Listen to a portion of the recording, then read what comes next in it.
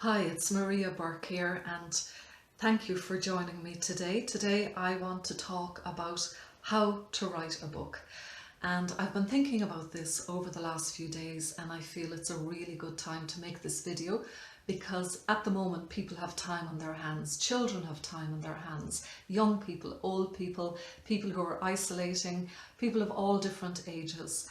And I know from going out, I've published books, and I know I've gone out and given a lot of talks on my books. And that's one question that always gets asked. And when I'm asked that question, it's one that really brings people's attention. They focus when they hear that question. Maria, have you got any tips for me on how I can write a book? And I just think the reason everybody listens, whether they like it or not, for the answer is because everybody has a book inside them. Everybody has a story to tell. Everybody feels they've got something to say. Everybody feels that they deserve to be heard, whether it's an idea, whether it's their life story, whether it's they want to change the world or they have a grievance that they want to air. Everybody has got something that they want to say. And we all really, I think that's why people listen to the answer to this, because we all feel we have a book inside us. The only problem is most people feel that they can't write a book, that they're not able. And I want to tell you today that I was one of those. I really was not good at English. I didn't do well. My spelling was atrocious. I was not good at that subject at school. I never thought I would write a book. It's not about ability, it's not about words, it's not about command of the language. It's about something else. So I'm going to give you 2 tips today, so stay listening and we'll get into it. So as I said, I've written children's books. I have, at the moment I'm writing a book for adults. I've had books published. I've had one of my books made into a radio drama series that won an award. And I've been out to schools and book festivals and libraries. And so I've been asked an awful lot of questions over the years on how to write a good book. So what are the ways of writing books? Some people go for the plot, okay? They say you need to have a plot, you need to have it worked out, you need to know what's going to happen at the start of the story, what's the middle, what's the end. I can tell you, I didn't have a plot when I wrote my books, and they're fantasy adventure books, and there are big plots and subplots, and they're very complicated plots in my book, but I didn't have plots when I started. I had no plot, no idea of what the plot was going to be. Then other people say you write a book about the characters. It's all about the characters, and that's true. And I know J.K. Rowling, for example, it was all about Harry. This is what I've heard, whether it's true or not, but she had the character Harry in her head and she wrote about him. And that's how she wrote those books. They were about a character. Other people have a story. Other people have a message. Some people, it's a period in history, or some people, you know, they've got something, they want to change the world. They write a book because they have an idea and they think this idea is going to change the world. Some people write books because they want to inspire others. They want to encourage others. They want to make people happy. There's so many different reasons for writing books, and each of them are written, there's different approaches and different ways of writing them. So for me, I'm going to go into now why and how I started writing my book. So we're going back 19 years. When I was at school, I wasn't, well, sorry, further than 19 years was when I was at school. My spelling was absolutely atrocious, and way back then, spelling was important. It was regarded as being important, and I think the teachers thought, I kept getting comments that I was lazy, that I wasn't learning my spellings, I was failing all my spelling tests. My essays would come back with big red circles, just destroyed, everything destroyed in red biro. I'm allergic to red biro. And I really thought, this is not my thing. Even though I loved writing stories, and my mother used to encourage me to write stories, But English, as I went on, English wasn't my subject, languages weren't my subject. I was good at art. I knew I was good at art because it was something that we did art at school, I probably was one of the only ones paying attention. I was actually so absorbed in what I was doing, and I would always produce something in the art class. So as I went on through life, I kept painting, painting pictures, having exhibitions. I went to art college, and also I became a primary school teacher. But art, I knew art was my thing. And at one point, 19 years ago, we were living in the countryside, and I was away from my family and friends. We had moved to a new place in County Clare, and I was pretty isolated, and I had all the hours in the day to paint pictures, and so I was painting in oils. And then I got pregnant and I gave birth to my son, and I was absolutely delighted to have my son, but I realised now I couldn't spend all that time painting anymore, and the smell of the oil paints wouldn't be suitable for the baby, and really I only had short little bits of time when I could write. And I think as the months went by, just that creativity that I had been so used to, it was still there. And I was looking at my paintings and my notebooks. For some reason, I was doing a completely different type of painting back then than I do now. But I was painting, they were very kind of like mythological figures and strange landscapes, kind of mystical type of landscapes. And as I looked at my paintings and the studies I had been doing and sketches, I thought I could write a book about these. So I thought, I'm going to write a book for my son, my baby. So I started off, and I was going to use the paintings, I was going to copy them and make a picture storybook, and then overlay a very simple baby, or for a young child, toddler. So that was my idea. So okay, that was the idea, and the reason was for my son. And there are my 2 tips in a nutshell. You need to know, you need to have an idea. I didn't have a plot, I had no storyline, I didn't know the start or finish, but I had an idea, and I had an urge to do it, and I had a reason to do it, and I was doing it for my child, to entertain him, to talk to him, something for the 2 of us to share together as he grew up. And that was my motivation. I wasn't thinking about being published. And that came at a later stage. As I gave my book to other people to read, they started telling me I should get it published. And I would encourage people, if you're going to write a book, think of it in something more manageable than getting it published, because that could take years before you get to that stage. There's a lot of work to be done, a lot of editing, getting your work out there, promoting your stuff until you get it published can take time. You need something to keep you going. You need a goal to keep you going in the meantime. And for me, it was reading to my child. And the idea, funnily enough, the idea went by the wayside, because when I started writing the book, so let's say, there's 2 pictures here behind me, let's say that was one of them, which it wasn't. I started writing about that picture and about this picture, and then as the book went on, it veered off, and the book just took off, and it went in a completely different direction, and I was no longer writing about these pictures. So my first idea was gone. So that is something I would tell you: come up with an idea, but be prepared to let go of the idea, because sometimes during the creative process it goes.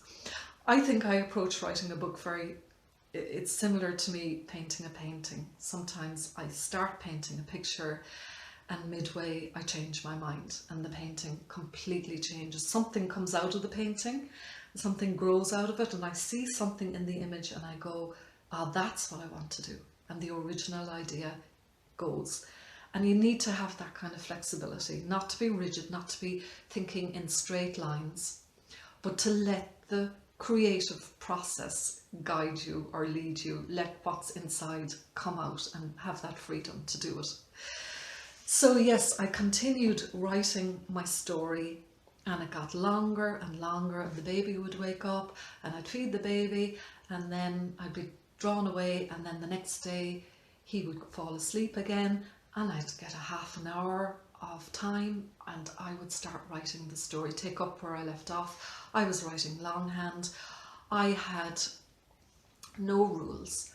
The only thing was I had a half an hour I could snatch here and there, and I just had a piece of paper, I had a copybook, and I had a biro, and I just scribbled, whatever came into my head, and it went on and on and on until I had a book written. Now, some people ask me the whole thing about writer's block. Do you ever get writer's block? And I don't, because there's always something to write about. Now, okay, let's say you take a character and that's your lead character, and you've been following that lead character for the first 2 or 3 chapters. Sometimes I get to a point where I'm actually getting a bit bored of that character, and I kind of run out of ideas for that chapter, so I'm stuck at the end of chapter 4. But what I do then is I think, okay, my lead character met another character in chapter 2 or chapter 1. And there's a whole load of loose ends there, all chapter 1, chapter 2, all up to chapter 4. There's lots of little subplots, other characters have come into it. So what I do at the end of chapter 4, I drop my lead character and I go back and I find, let's say I find the baddie, whoever is going to be the bad guy in the story, or the bad girl. And there's always one of them. So I find, because there's always conflict, there's always a crisis in a book, and then the crisis is resolved as you go along. So I go back and I find the baddie, and maybe I zone in on that character. I develop that character. What are they thinking? Maybe they're sitting in their car thinking, or maybe they're treating somebody, you know, in a bad way, and you can see their character coming out, and that you start getting into them and developing a story around them. So by the time you come to the next chapter, then you can go back to your lead character, and you've found a way through this other character to build up your lead character and develop the story. So that's what I always do. If I have a problem, I look at it as maybe a problem in the story. I don't know where the story is going to go next. If I come to that crossroads, I go back to previous chapters and I start pulling things out of those, and then now you've got different plots weaving together through the book, and it makes it much more interesting, and they come together somewhere around the middle of the book. All the subplots and the characters begin to come together, and there's a crisis, and the rest of the book you're trying to sort out the crisis. And when it comes to the end, knowing the end of the story, mostly I don't know the end. Most of what I've written, apart from the current book I'm writing, which is for adults, I knew the end before I wrote the book, because the book is all driven towards the end. The end is really, it is the main, the focus of the book is that it has to get to this end. So that book was different because I'm trying to think of how to get to the end. But with these other books over here, and the book that I'm doing is an audiobook at the moment, The Portal of Zebulon. With those books, I didn't know the end until I came to about halfway, 3/4 way through the book. I began to think, how am I going to solve all these problems? All these characters are having so many, they've all come together and there's a major crisis, and well, how am I going to solve it? And sometimes I have to really think that one out. And often I find it's when I'm doing something else. I go for a walk and it pops into my mind, or I'm driving the car, or one time I was falling asleep and I actually got a complete, it was like a movie playing the end of the story. I could see it in my eye, the whole end of the story being played out in my mind's eye. I won't call it a vision, but it was my imagination really showing me a picture of what was going to happen at the end of the book. So yeah, if I was to say, how do I write my stories? Is it by plot? Is it through characters? My characters, I really only start developing them at the very end stages of the book. I bring them in, but sometimes in my mind I know them, but other people may not understand them. So I develop them after I've written the book. I go back and write them up and give them personality quirks and fit them in and make them different from one another. So my stories aren't character driven. They're not plot driven, because I start the stories without having any plot at all in my mind. I would think, because I'm a visual person, and I know there's a lot of visual people out there, it's more scene driven. Like I was explaining there, I get a picture in my head, I get an image. So it's like a movie, like being a movie director. I see things, I see scenes, I see visions, I see, the kind of visions that I've created myself. I see them played out before me. I see the story unfolding. And that's why my stories are adventure stories. Some people, they can write a book about a character, and that character could sit in one room for the whole book. And some amazing stories have been written that way, where the character doesn't leave the house or the room. But because I work in scenes, my characters are going all over the place. So we're traveling. It's always adventure, fantasy and travel and lots of scenes. And that's how I work. That's how my mind works. And I didn't know that when I started writing. I didn't know that that's the way I worked, but there's a lot of other writers are the same. I have done some research on it, well-known writers. So the plot isn't everything. Knowing your ending, know your start, middle and ending isn't everything. Your characters aren't everything.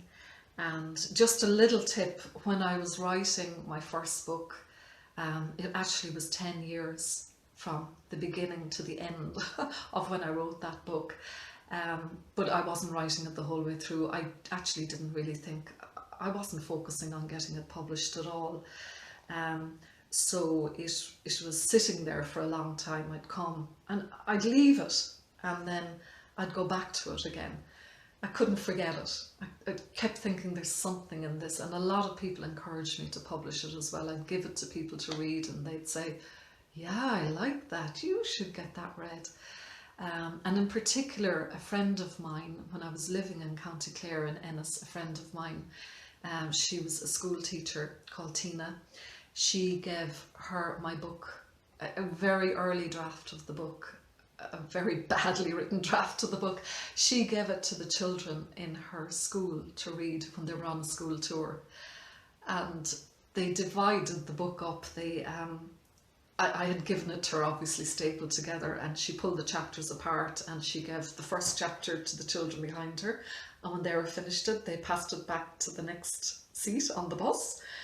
And then she'd give them the second chapter, and the whole book passed around. It must have been a long school tour, because most of the class had read the book by the time it got to the end of the school tour. And they kept telling her to ask me to do something with the book. So she was a very big encouragement to me. So, and so many people along the way were encouraging. So yeah, it's one thing just to tell you is, do give your book, if you've written something, give it to people to read. Don't give it to somebody who's going to tear strips off you. Don't do that. You don't want to get serious criticism at the beginning. You want to give it to people who will encourage you and keep you going and ask you every few years, what have you done with that book? Are you going to do anything with it? For children, give your book to somebody you trust. Give it to an adult, or give it to, a parent or an older sibling or a teacher that you can trust, who will encourage you. Somebody who will encourage you and help you with it.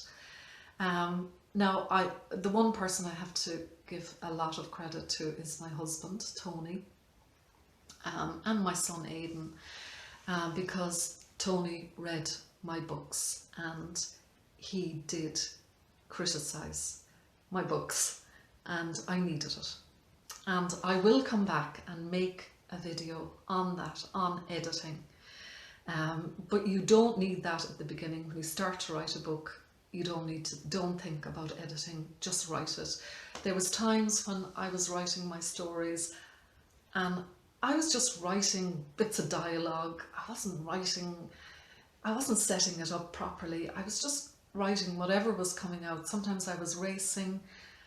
Sometimes I would just start and my son would fall asleep and I would just start, what am I going to write? And I'd just start writing something randomly, writing some dialogue for the characters, or writing maybe this is what could happen next, and it would just go on. And when I came back afterwards, I'd pull those pieces out of the book that were rubbish and I would just stick with what was good, but I just kept writing and writing anyway. And then I like writing longhand, and then I put it over onto I type it up onto the computer, and it's not a waste of time doing that, because when I retype, I'm editing as I'm typing my longhand. So I want to also just give one message to parents about this time. If your kids are off school and they're being given work by the schools, yes, get them working, get them doing the work that the schools are giving them to do. It's great to keep them occupied. But don't stifle their creativity either. Let them play. That's what I find is the school system, and I was a teacher myself, and I think teachers are amazing, absolutely amazing. I'm not trying to knock any teachers, but the educational system thinks in straight lines. And right now we're going through a time where everything is going to change.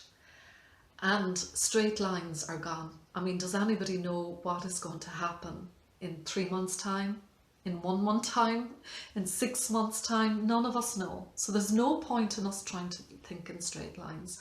And anybody who survives this this lockdown, any business that survives this lockdown or this crisis, they're going to have to think outside the box. They're going to have to do creative thinking. And children have that. I had it when I was a child. We're encouraged to think in straight lines and to be logical. And I really did think when I was growing up that there was something wrong with me, because I was one of those children who was just daydreaming. And there's nothing wrong with daydreaming, but it is good to clarify your thoughts, get them written down and make use of your thoughts, and not to let them just ramble and go down dead ends. So when you see your children being creative, help them and encourage them to do something with their creativity, to draw, to paint, to get it down, to document it, and encourage them to hang on to that and to be creative, because getting out of this crisis that we're in now, we're going to need people who can market themselves, who can write about themselves, who can make images and pictures, who can promote themselves online. And to promote yourself online, you do need to be able to read and to write very, very well, and to be able to think creatively and express yourself and get all those things out there. So that is my advice to parents. Encourage your children not just to do their schoolwork at this time, but to be creative. And listening to books is also good. If your children are refusing to read books, get them reading or get them listening to audiobooks, because an audiobook, it's not like a movie that you put on that is in common everyday dialogue. It's, an author has gone to the trouble of crafting the words in that book, crafting every sentence, editing every sentence until they feel it's perfect. So even when a child is listening to an audiobook, they're listening to a different standard of English, and they're listening to something that is well structured and well written and that has got more vocab. And the more you listen to a higher level or more words, the more those words will go in. Thank you for listening to me today. I'm going to sign off now, and I will come back with more videos on these subjects in the future. Thank you for watching. God bless, and talk to you soon. Bye-bye.